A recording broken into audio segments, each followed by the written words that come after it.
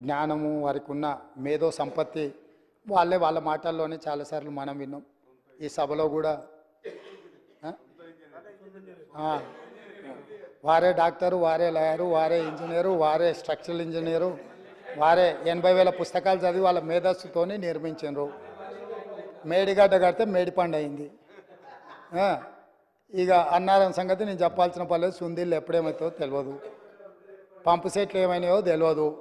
ఇవాళ వీటి మీద చర్చ వచ్చినప్పుడల్లా, కాళేశ్వరం అవినీతి గురించి చర్చ వచ్చినప్పుడల్లా కృష్ణానది జలాలను ప్రాజెక్టులు అప్పచెప్పినరు అని మాట్లాడుతున్నారు అధ్యక్ష.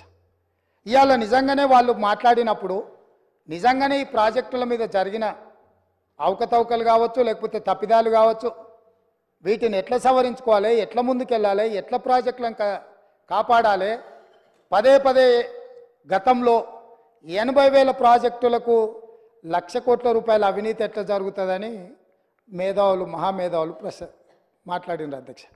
ఇవాళ 1,47,000 కోట్ల రూపాయలకు అంచనాలు వచ్చినాయి. 97,500 కోట్ల రూపాయలు ఇప్పటికే కాంట్రాక్టర్లకు పేమెంట్లు చేసారు. ఇంకో 10,000 కోట్ల రూపాయలు పెండింగ్ ఉన్నాయని అధికారిక లెక్కలు చెప్తున్నాయి అధ్యక్ష. మరి ఇవాళ 97,500 కోట్ల రూపాయలు ఖర్చు పెట్టిన కాళేశ్వరంలో 90,000 ఎకరాలకు కూడా నీళ్లు అందలేదన్న మాట వాస్తవం కాదా? నిజం ఇట్లుంటే ఈరోజు ఇంకా మమ్మల్ని ఏదో నిందించాలనే ప్రయత్నం చేయడము దీనికి ఏమైనా సమంజసంగా ఉందా?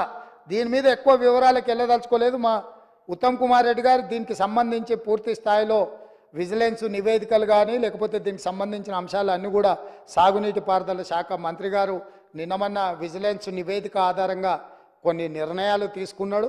ఆ నిర్ణయాలు అన్నిటిని కూడా నాకు తెలిసినంత వరకు తమరు అనుమతిస్తే ఈ సభలో వాటిని వారు ప్రస్తావిస్తారని నేను భావిస్తున్నా. అదేవిధంగా కృష్ణానది జలాలకు సంబంధించి కృష్ణా ప్రాజెక్టులను అప్పచెప్పిండ్రని, కృష్ణా